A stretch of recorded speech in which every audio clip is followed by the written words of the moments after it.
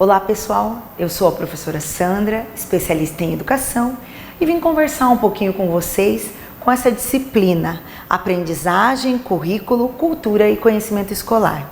Nesse capítulo 1, estaremos falando sobre a escola, suas relações, seus significados e suas formas organizacionais. O currículo. O que é o currículo nesse processo educativo e na organização dentro da escola? O menino maluquinho, eu começo para vocês. Como foi seu dia na escola? Normal, brinquei e ri muito. Tá bom, mas o que você aprendeu? Só o tempo dirá. Se nós observarmos essa charge do menino maluquinho de Ziraldo, nós vamos perceber o papel da escola na vida dessa criança. Criança essa, uma criança com uma aprendizagem especial. No entanto, na preocupação do entendimento do seu pai do que ele aprendeu, eu gostaria de trazer reflexão a vocês, meus alunos e minhas alunas, em relação a que tipo de aprendizagem estamos falando, que matéria, que conteúdo e que currículo é este. Falando de currículo, de matéria e de conteúdo, a gente precisa falar dessa organização do espaço dentro da escola. A escola, em seu espaço educativo, ela é o quê? A escola é o lugar de concepção, realização e avaliação de seu projeto educativo, uma vez que necessita organizar seu trabalho pedagógico com base em seus alunos no processo de ensino-aprendizagem. Então nós precisamos ter claro qual é o papel, a função social da escola. A função social da escola é o conhecimento. E de que forma a gente chega a esse conhecimento? É fundamental que compreendam a organização pedagógica e seus instrumentos que a legalizam. Para tanto, é importante que se reconheçam as relações entre escola e sistema de ensino. Quando eu falo de escola, eu tenho conhecimento, eu tenho relação. Quando eu falo de sistema de ensino, eu tenho organização, legislação, lei e tudo aquilo que me ampara dentro desse processo educativo. A escola, em sua organização do trabalho escolar, é constituída por instrumentos legais norteadores que direcionam e evidenciam o processo educativo. Então, quando eu tenho a organização da escola, eu preciso ter todo um amparato legal que faça com que o processo educativo venha acontecer. E o que seria esse amparato legal? Seriam os documentos que norteiam o meu trabalho dentro da escola. E esses documentos que norteiam, eu tenho como destaque o currículo. Reconhecemos estes instrumentos norteadores que permeiam o trabalho pedagógico na escola? Eu pergunto a vocês, quais são esses instrumentos que norteiam o nosso processo educativo dentro da escola? Vamos falar um pouquinho, vamos retomar um pouquinho o projeto político pedagógico, vamos falar um pouquinho do regimento escolar, vamos falar um pouquinho dos documentos oficiais que nos amparam, esses documentos legais a nível federal, né? Que é o MEC. Vamos falar um pouquinho desses documentos a níveis estaduais, que hoje nós temos a mantenedora, que é a Secretaria de Estado de Educação do Paraná. E a nível de rede municipal, vamos falar dos documentos que norteiam na rede municipal, que legitimam o trabalho dentro da escola. Todos eles que evidenciam e que se organizam por meio do currículo, quando se fala em conhecimento científico. Dentre os instrumentos, temos o currículo, que exprime e busca concretizar as intenções dos sistemas educacionais, e o plano cultural que eles personalizam. No âmbito do quê? No âmbito da instituição escolar, do nosso espaço, da nossa ideologia, daquilo que a gente tem como organização, como modelo ideal da escola definido pela nossa sociedade. Então é importante que quando a gente fala de currículo, a gente tenha a compreensão de que o currículo, ele permeia a nossa relação ideologia escola, ideologia sociedade, a organização da sociedade, o meio em que me envolve e a organização do processo institucional escola. O currículo escolar abrange as experiências de aprendizagens implementadas pelas instituições escolares, que deverão ser vivenciadas pelos alunos. Então é preciso na escola eu ter um currículo vivo, um currículo em que permeia, em que a vivência do meu aluno esteja presente. Nele estão contidos conteúdos que deverão ser abordados no processo de ensino-aprendizagem e a metodologia utilizada para os diferentes níveis de ensino. Então, quando eu estou falando de currículo, eu penso no quê? No ensino-aprendizagem. Mas de que forma esse ensino-aprendizagem? Na maioria das nossas escolas brasileiras hoje, quando se fala em currículo, nós temos a disciplina aonde esses conteúdos estão inseridos. E esses conteúdos dentro das suas metodologias. Metodologias é como eu vou trabalhar aquilo ali e fazer com que o meu aluno possa aprender ou fazer essa relação do conhecimento. Não se esquecendo dos níveis de ensino, que seria o quê? Seria as seriações ou as etapas de ensino. Santiago nos apresenta uma contribuição importante para que ela nos faz perceber que é importante estar atento ao efeito do currículo. Efeito do currículo? O que ele causa? O que ele diz?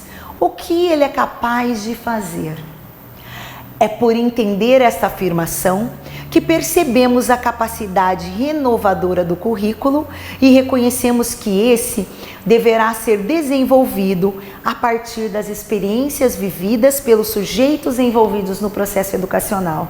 Então, quando eu falo de currículo, eu preciso reconhecer quem são e para quem são as pessoas que eu estou falando e em que momento isso daí vai ser vivenciado nesse processo educativo e ter claro também se ele será capaz de influenciar ou de chegar a tal resultado. Resultado esse que nós temos que ter a todo tempo de forma clara, que é o processo educacional do ensino e aprendizagem. Eu estou ensinando para quem eu estou ensinando e quem está aprendendo. Quem está aprendendo é um conjunto de pessoas que possuem um contexto de vida e que estão inseridas numa sociedade. O currículo contribuir para a construção da identidade dos alunos, na medida em que ressalta a individualidade e o contexto social que estão inseridos. Então, quando eu estou falando de currículo, eu preciso ter a percepção que este meu aluno, que esta minha aluna, está inserida num contexto social. E além desse contexto social, existe uma individualidade. Eu trago comigo algumas ações, eu trago comigo um conjunto de experiências de vida que precisam ser validadas nesse conhecimento, para que essa aprendizagem possa vir de forma significativa e relacional ao meu processo educativo. Além de ensinar um determinado assunto, devemos o quê? Devemos aguçar o nosso aluno a esse processo. Devemos mostrar a ele o significado, mostrar a ele as relações. O currículo é muito mais que uma mera relação de conteúdos a serem trabalhados dentro da escola. É por meio deste que a escola mostra quais são as suas intenções para o processo de ensino-aprendizagem. O currículo, ele é o norteador do nosso trabalho. Ele é o significado do nosso processo de ensinar. E para isso, nós precisamos mostrar ao nosso aluno a relação desse conhecimento dentro do seu contexto. E como este tem o poder de atuar na organização dentro do espaço da escola, determinando o quê?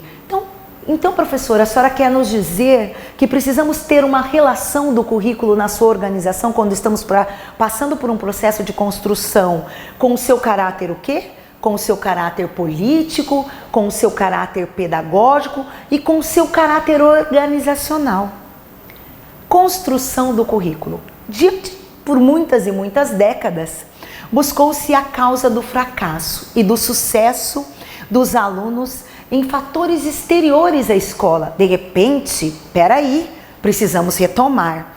Então, o que nós, em análises na ciência, o que nós pensamos? Uma análise em relação à renda, ao nível cultural das famílias?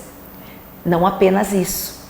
Além do contexto social, percebe-se o quê? Que depois dos anos 70, os estudos no campo do currículo passaram a se a questionar os conteúdos curriculares e a forma com que esses conteúdos eram ministrados e essa relação de conteúdos e de aprendizagem estivessem inseridas aquele educando ou aquela educanda. Possibilitava então uma análise em relação por que então as camadas populares não conseguem alcançar aquele determinado conhecimento. Será que então vamos repensar como esses conteúdos estão sendo postos dentro da nossa sala de aula, a forma do qual eles estão organizados e realmente esses conteúdos estão participando ou estão inseridos dentro do contexto social? Os processos referentes aos conhecimentos escolares passaram a ter grande importância no estudo, na análise do currículo. Mostrou-se fundamental identificar e organizar conteúdos o quê? Conteúdos que realmente pudessem promover ou garantir o sucesso ou a qualidade, a forma significativa daquela aprendizagem. Toda teoria de currículo reserva um espaço para discutir. Discutir o que, professora? Discutir o conhecimento a ser ensinado e aquilo que deve ser aprendido dentro do nosso espaço escolar. Ou seja, a partir de agora, o que nós temos? Nós temos uma examinação do processo de seleção desse conhecimento escolar, tendo em vista o quê? O processo de construção de um currículo diferente, de um currículo voltado a esse contexto em sua totalidade. Outros aspectos concernentes ao conhecimento, como os processos de sua organização, hierarquização e de distribuição dentro da sala de aula, tem também representado alvos centrais, que nós vamos conversar um pouquinho mais à frente em relação às teorias críticas e pós-críticas. No entanto, como se faz essa organização do currículo na escola? Nas escolas em gerais, é costume trabalhar no contexto das chamadas grades curriculares. O que seria, professora, essas grades curriculares? Essas grades curriculares seriam as disciplinas que eu acredito que todos vocês passaram por ela, começando lá pela arte no ensino fundamental, na fase 1, na fase 2, no ensino médio, né, que hoje nós denominamos a educação básica, e depois nós vamos para as ciências, ou então no ensino médio para a biologia. Seria isso, compostas por disciplina, onde cada uma nos possibilitaria o quê? Uma área de conhecimento de formação humana específica, científica. Desta forma, a realidade do ensino contemporâneo é o quê? É o compartilhamento do conhecimento. Então, nós estamos centrados no conhecimento, na essência do quê? Do científico. Fenômeno constituinte de um todo maior, a especialização do quê? Do saber. Trago para vocês agora, minhas queridas e meus queridos, um pouquinho desse charge, dessa história em quadrinho. Prestem bastante atenção. Você já está fazendo o trabalho? Ele é só para quinta. Pois é, eu sei. Minha mãe disse que os remédios não estão funcionando. E que tipo? Tá nevando lá fora. Eu pensei que nós pudéssemos, sei lá. O que você disse? Não estava escutando? Eu realmente preciso acabar esse trabalho. Se a gente observar a imagem, como que está esse nosso aluno nesse processo de aprendizagem? De que forma esse conteúdo ou fazer desse trabalho tem estado de forma significativa na vida desse nosso educando?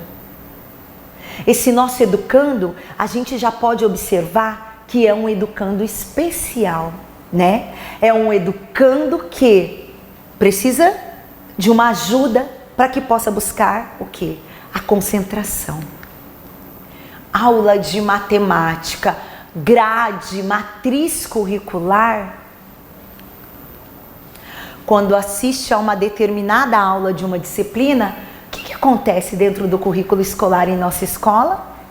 Nós saímos da gavetinha Bate o sinal, aula de português, língua portuguesa. Bate o segundo sinal, pessoal, vamos, agora nós temos aula de matemática. Pessoal, acabou a aula de matemática, entra a aula de biologia, ciências, depende a etapa, o nível de ensino que estamos falando. Pessoal, vamos lá, acabou a aula. Então, dentro do currículo, o que nós temos dentro dessa matriz e dessa grade curricular? As chamadas disciplinas, as chamadas gavetinhas. E como fica o nosso arquivo mental? São gavetinhas que se abrem e se fecham em determinado momento. Referente aqui, a matéria a ser estudada. E assim por diante. A aula do outro dia, o horário do outro dia, com a disciplina do outro dia. Então, o nosso conhecimento, ele abre gavetinha, ele fecha a gavetinha nessa organização de currículo através da matriz e da grade curricular por disciplina. E como cada uma das gavetinhas é um estanque, sem nenhuma relação com as demais, os alunos não conseguem perceber os seus conhecimentos, todos vivenciados em uma totalidade. Em uma única realidade, na disciplina de matemática, em uma outra única realidade, na disciplina de português, em outra única realidade, na disciplina de geografia. Gostaria que vocês refletissem um pouquinho sobre essas gavetinhas. Como podemos, na medida de nossas possibilidades, sem dúvida alguma, sensivelmente limitada pela burocracia escolar, organizar o currículo de forma a superar esse compartilhamento de que é vítima no sistema educacional?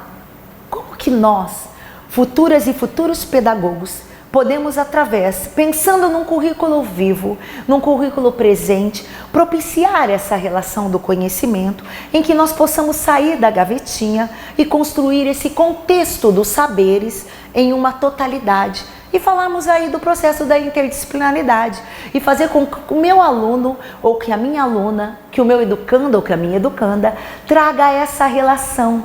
Por quê? Quando se fala em currículo, se fala em relação de sociedade, aquele contexto ideológico da sociedade, mas a organização ideológica da escola em que eu estou inserida. O currículo é um instrumento escolar, além de tratar do quê? Do como, que é o nosso principal objetivo, ensinar e aprender. Além de tratar os conteúdos desta forma. Currículo, aprendizagem. Como aprender através desses conteúdos e como ensinar por meio deles. O currículo nos ensina a articular. Dois elementos importantíssimos quando falamos. É a questão do espaço. Espaço não só que eu estou inserido, mas o espaço em que eu ocupo lá fora, o espaço em que me define como pessoa, o espaço em que me traz relação. E tempo, o tempo, a importância, a valorização e a sua relação. O currículo é também uma máquina de espacialização e de temporalização. As maneiras como percebemos o espaço e o tempo, como pensamos ele nas suas capacidades naturais e inaptas. Não nascemos com tais capacidades, ao contrário, nós aprendemos e as relacionamos na mais tenra da nossa idade. Em outras palavras, a percepção do espaço e do tempo são atribuídos daquilo que se costuma chamar de natureza humana. Ambos não estão dados de imediato, mas são ensinados e aprendidos. Entretanto, variam as maneiras com que são percebidos, com que são vivenciados e com que são utilizados. Este seria o nosso primeiro capítulo, o nosso debate desse momento inicial em relação a essa apresentação inicial do currículo.